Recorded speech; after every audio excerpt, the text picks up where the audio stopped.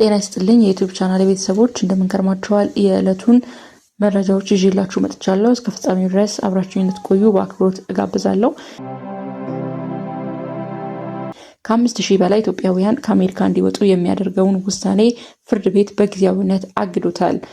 የፕሬዝዳንት ዶናልድ ትራምፕ አስተዳደር የጥገኝነት መብት የሌላቸው ኢትዮጵያውያን ከአሜሪካ እንዳይባረሩ ያደረገውን ሕጋዊ ከለላ ለማቋረጥ ያስተላለፈውን ውሳኔ ፍርድ ቤት በጊዜያዊነት አገደው። ይህ የፍርድ ቤት ብይን አሜሪካን ለቀው ለመውጣት 2 ሳምንት ብቻ የቀራቸው ከ5000 በላይ ኢትዮጵያውያን የቆይታ ጊዜ የሚያራዝም ነው። በአሜሪካ ቦስተን ከተማ የሚገኙ የፌዴራል ዳኛው ብሪያን መርፊ ይህንን ብይን የሰጡት ትላንት አርብ ጥር 22 2018 ዓ.ም እንደሆነ የዜና ወኪሉ ሮይተርስ ዘግቧል። የአሜሪካ ዲስትሪክት ዳኛው ይህን ጉዳይ የተመለከቱት 3 ኢትዮጵያውያን አፍሪካ ኮሚዩኒቲስ ቱጌዘር ከተባለ የአፍሪካውያን ስደተኞች መብት ተሟጋች ቡድን ጋር በመሆን ባለፈው ሳምንት ክስ መክፈታቸውን ተከትሎ ነው። ለፍርድ ቤቱ የቀረበው ክስ የአሜሪካ የአገር ውስጥ ደህንነት መስሪያ ቤት የአሜሪካ መንግስት ለኢትዮጵያውያን ጥገኝነት ጠያቂዎች ሲሰጥ የነበረውን ጊዜያዊ የሕግ ከለላ ለማቋረጥ ታህሳስ መጀመሪያ ላይ ያስተላለፈውን ውሳኔ የሚቃወም ነው። እንዲቋረጥ የተወሰነው ከለላ በቀድሞ የአሜሪካ ፕሬዝዳንት ጆ ባይደን የስልጣን ዘመን በ2015 ዓ.ም ተግባራዊ የሆነ ነበር። የባይደን አስተዳደር የጥገኝነት መብት የሌላቸው ኢትዮጵያውያን ከአሜሪካ እንዳይባረሩ እንዲሁም የመስራት ፍቃድ እንዲያገኙ የሚያደርገውን ይህንን ከለላ የዘረጋው በዋነኝነት ከትግራይ ጦር ጋር በተያያዘ ነበር። በመጀመሪያ ይህ ህጋዊ ከለላ ለ1 ዓመት ከመንፈቅ እንዲቆይ ተወስኖ የነበረ ሲሆን ጊዜው ሲጠናቀቅ ግን ኢትዮጵያ ውስጥ ያለው የደህንነት ስጋት አለመቀረፉ ተገልጾ ለተጨማሪ 18 ወራት ተራዝሟል። ሁለተኛው የቆይታ ጊዜ ባለፈው ታህሳስ መጀመሪያ መጠናቀቁን ተከትሎ በስደተኞች ላይ ጠንካራ እርምጃዎችን እየወሰደ ያለው የትራምፕ አስተዳደር ከለላውን ላለማራዘም ወስኗል። በዚህ አሰራር አማካኝነት ከለላ ያገኙ 5000 ገደማ ኢትዮጵያውያን በ60 ቀናት ውስጥ ሀገሪቱን ለቀው እንዲወጡ ቀነ ገደብ ተሰጥቷል። ይህንን እርምጃን በመቃወም በፍርድ ቤት ክስ የመሰረቱት ኢትዮጵያውያንና የመብት ተሟጋቾች ቡድን የትራምፕ አስተዳደር በሀገሪቱ የትጥቅ ግጭቶች እየቀጠሉ ባለበት ሁኔታ በ60 ቀናት ማስጠንቀቂያ ብቻ ከለላውን ማቋረጥ ህገወጥ ነው ሲሉ ተከራክረዋል። በትግራይ አማራና አፋር አዋሳኝ አካባቢዎች ግጭቶች መካሄዳቸውን ኢሰመኮ አረጋገጠ። የኢትዮጵያ ሰብአዊ መብቶች ኮሚሽን ኢሰመኮ ካለፈው ሳምንት እሁድ ዕለት ጀምሮ በትግራይ አማራና አፋር ክልሎች መካከል በሚገኙ አንዳንድ አዋሳኝ አካባቢዎች ግጭቶች መቀስቀሳቸውን ገለጸ። በተለይ በጸለምት መጋሌና በአብዓላ አካባቢዎች የተነሱት ግጭቶች የሰዎቹን ሕይወት የአካልና ደህንነት ስጋት ላይ የሚጥሉ እንደሆኑ አስታውቋል። መንግስታዊ የሰብአዊ መብቶች ተቋም ኢሰመኮ እስካሁን ከፌዴራልም ይሁን ከትግራይ ክልል አካላት ይፋዊ መግለጫ ሳይሰጥበት የቆየውን ሰሞነኛ ግጭት የተመለከተ መግለጫ ወጣው በትናንትናው ዕለት አርብ ጥር 22 2018 ዓ.ም ምሽት ነው።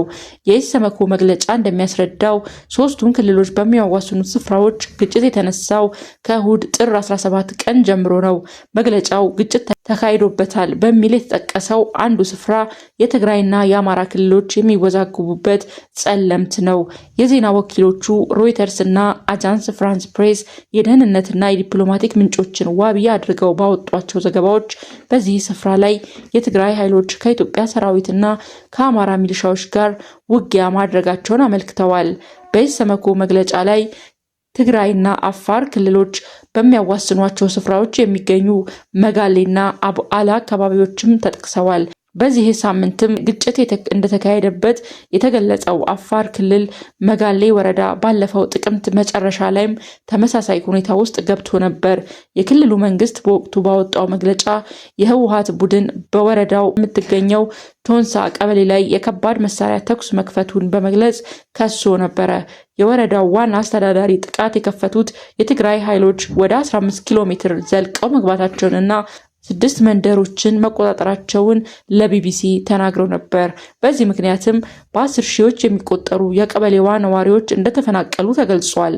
በእነዚህ አዋሳኝ አካባቢዎች ከተቀሰቀሰው ግጭት ጋር በተያያዘ የሰብአዊ መብቶች ሁኔታን እየተከታተለ እንደሆነ የገለጸው ኢሰመኮ በተለይ በጸለምት በመጋሌና በአብዓላ አካባቢዎች የተከሰቱ ግጭቶች ስጋት መፍጠራቸውን አስታውቋል።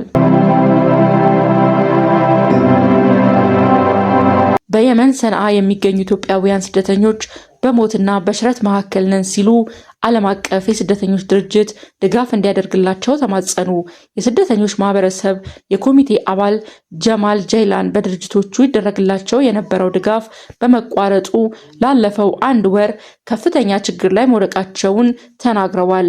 እርዳታ ይሰጡ የነበሩ መንግስታዊ ያልሆኑ ድርጅቶችና የተባበሩት መንግስታት የስደተኞች ድርጅት በአጠቃላይ ቢሮአቸውን በመዝጋታቸው ከዚህ ቀደም በድርጅቶቹ አማካኝነት የሚያገኙት የሕክምና ድጋፍና የስደተኝነት ወረቀት እድሳት መቆሙን አቶ ጀማል አስረድተዋል። ይህን ተከትሎም የታመሙ መድኃኒት አያገኙም፣ ለስደተኛ ወረቀት የሌላቸው ኢትዮጵያውያን ደግሞ እየተያዙ እየታሰሩ ነው፣ በጣም እየተሰቃዩ ነው ብለዋል። ቀድሞ ከተባበሩት መንግስታት የስደተኞች ኮሚሽን በነፃ የሚያገኙት የስደተኞች ወረቀት እድሳት አገልግሎት መቆሙን ተከትሎ ለከፍተኛ የሕክምና ወጪ ተዳርገናል ብለዋል። ከዚህ ባሻገር ቤተሰብ ያላቸው ኢትዮጵያውያን ወረቀት ማሳደስ ባለመቻላቸው ልጆቻቸውን ከትምህርት ቤት ለማስቀረት መገደዳቸውንም አቶ ጀማል አስረድተዋል። ስደተኞች በየ2 ዓመቱ የሕክምና ምርመራ ማድረግ እንዳለባቸው የሚገልጹት አቶ ጀማል ይህን ካላደረጉ የስደተኛ ወረቀታቸውን ማሳደስ እንደማይችሉ ተናግረዋል። ቢቢሲ ለድርጅቱ ዮርዳኖስ ቢሮ አካባቢውን ለቆ ስለመውጣቱ ጥያቄ በኢሜይል አቅርቦ የነበረ ሲሆን እስካሁን ምንም ምላሽ አላገኘም። ሆኖም የድርጅቱ ከአካባቢው መውጣት ሳውዲ አረቢያና የተባበሩት አረብ ኤሚሬቶች ሰራዊታቸውን ለማስወጣት ከመወሰናቸው ጋር ሊገናኝ ይችል ይሆናል የሚል ጥርጣሬ ያላቸው ወገኖች አሉ። የተባበሩት መንግስታት የስደተኞች ኮሚሽን በአውሮፓውያኑ ታህሳስ 30 2025 ወዲህ በሰንዓ የነበረውን ቢሮን እንደዘጋ አቶ ጀማል ተናግረዋል። ይህን ተከትሎም ከድርጅቱ ጋር ይሰሩ የነበሩ አጋር መንግስታዊ ያልሆኑ ተቋማት ስራቸውን ለማቆም በመገደዳቸው ለከፍተኛ ችግር ተጋልጠናል ብለዋል። ያሉበትን ፈታኝ ሁኔታ ዮርዳኖስ ለሚገኘው የእስያ የምስራቅ አፍሪካ ቢሮ የተባበሩት መንግስታት ድርጅት ደብዳቤ መጻፋቸውንና ይህን ተከትሎም መጠነኛ ድጋፍ መደረጉን አብራርተዋል። በዚህም መቋረጥ የሌለባቸው መድኃኒቶች ያለቀባቸው ታማሚዎች እንዲሁም ስደተኞች ለ2 ወር የሚሆን ተጨማሪ የመድኃኒት እርዳታ እንደተደረገላቸው ገልጸዋል። የመን የሚገኙ ኢትዮጵያውያን ስደተኞች ማህበረሰብ ሰብሳቢ አቶ ሙክታር ከድር ለዓለም አቀፍ ተራድኦ ድርጅቶች በጻፈው ደብዳቤ ኢትዮጵያውያን በየበረሃው በመውደቅ ለአደጋ መዳረጋቸውን ጠቅሷል።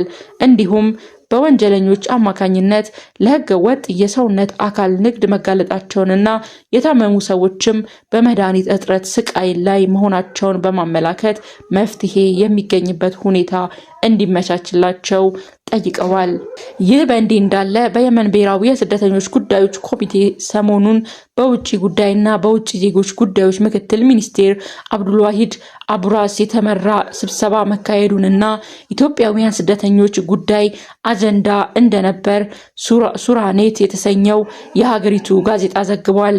ይህ ስብሰባ የተካሄደው የውጭ ጉዳይ ሚኒስቴር ምክትል ዋና ጸሐፊና ምክትል ኮሚቴው ሊቀመንበር ሜጀር ጄኔራል መሐመድ አልሐኪም እና ሌሎች የኮሚቴው አባላት በተገኙበት ነው። ስብሰባው ከአፍሪካ በተለይም ከኢትዮጵያ የሚወጡ ህገወጥ ስደተኞች ቁጥር እየጨመረ መምጣቱን ጠቅሶ ይህን ለመክታት የተወሰዱ ባሉ እርምጃዎች ዙሪያ የሚመለከታቸው ባለስልጣናት ሪፖርት ማቅረባቸው ተገልጿል። በተጨማሪም በጉዳዩ ላይ የተለያዩ የሚመለከታቸው የመንግስት ተቋማት በመተባበር እነዚህን እርምጃዎች ለማሻሻል የሚያስችሉ መንገዶች ላይ መወያየታቸውን ጋዜጣው ዘግቧል።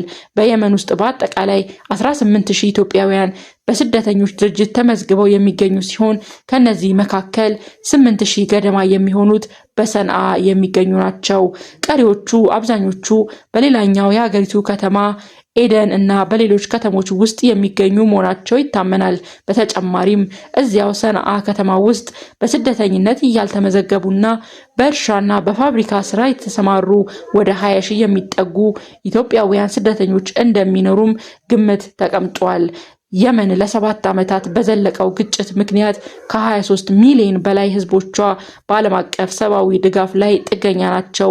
በዚህ ሁኔታ ውስጥ ያለችው የመን ከኢትዮጵያውያን በተጨማሪ ከ95 ሺህ በላይ ስደተኞችና ጥገኝነት ጠያቂዎች የሚገኙባት ሲሆን አብዛኞቹ ሶማሊያውያን ኢትዮጵያውያን እንደሆኑም የተባበሩት መንግስታት ድርጅት የስደተኞች ኮሚሽን ያመለክታል። አሁን ደግሞ ወደ ዓለም አቀፍ መረጃችን እናልፋለን። አሜሪካ ለእስራኤልና ለሳዑዲ አረቢያ በ16 ቢሊዮን ዶላር ጦር መሳሪያዎችን ልትሸጥ ነው። የፕሬዚዳንት ዶናልድ ትራምፕ አስተዳደር ወደ 16 ቢሊዮን ዶላር የሚከፈልባቸው የተለያዩ ዘመናዊ የጦር መሳሪያዎችን ለእስራኤልና ለሳዑዲ አረቢያ እንዲሸጡ ፈቀደ። ይህ በአሜሪካ የውጭ ጉዳይ መስሪያ ቤት በኩል ይፋ የተደረገው የባለብዙ ቢሊዮን ዶላር የአሜሪካ ጦር መሳሪያ ሽያጭ የተፈቀደው በባህረ ሰላጤው አካባቢ አሜሪካ በኢራን ላይ ጥቃት ትፈጽማለች በሚል ከፍተኛ ውጥረት በተፈጠረበት ጊዜ ነው። የጦር መሳሪያ የሚሸጡት ደግሞ የኢራን ዋነኛ ጠላት ለሆነችው እስራኤልና በአይነ ቁራኛ ለምትጠብቃት ሳዑዲ አረቢያ ነው። አሜሪካ በዚህ ውሳኔ ከፍተኛ ገንዘብ የሚያስገኝ የጦር መሳሪያ በ9 ቢሊዮን ዶላር ለሳዑዲ አረቢያ እንዲሁም ከ6.5 ቢሊዮን ዶላር በላይ ደግሞ ለእስራኤል ሽያጭ ትፈጽማለች። የአሜሪካ የውጭ ጉዳይ ሚኒስቴር ባወጣው መረጃ በ4 ቢሊዮን ዶላር የሚጠጋ ገንዘብ 30 አፓቼ የተባሉ የጦር ሄሊኮፕተሮችን እንዲሁም በቀሪው ደግሞ የእግረኛ ወታደሮች ውጊያ ተሽከርካሪዎች ለእስራኤል ይሸጥላታል። በተጨማሪም የአሜሪካ የመከላከያ መስሪያ ቤት እንዳስታወቀው ሳዑዲ አረቢያ ከ700 በላይ ፓትሪየትስ ሚሳኤሎችንና ተያያዥ የጦር መሳሪያዎችን እንድትገዛ ተፈቅዶላታል። የተወደዳችሁ የቻናላችን ቤተሰቦች በዛሬው ዕለት ይዘንላችሁ የቀረብነው አንኳር መረጃዎች እኒህን ይመስሉ ነበር። ለሌሎች ወቅታዊ ዜናዎች ቻናላችንን ሰብስክራይብ እና ላይክ በማድረግ እንድትቀላቀሉ በአክብሮት እንጋብዛለን።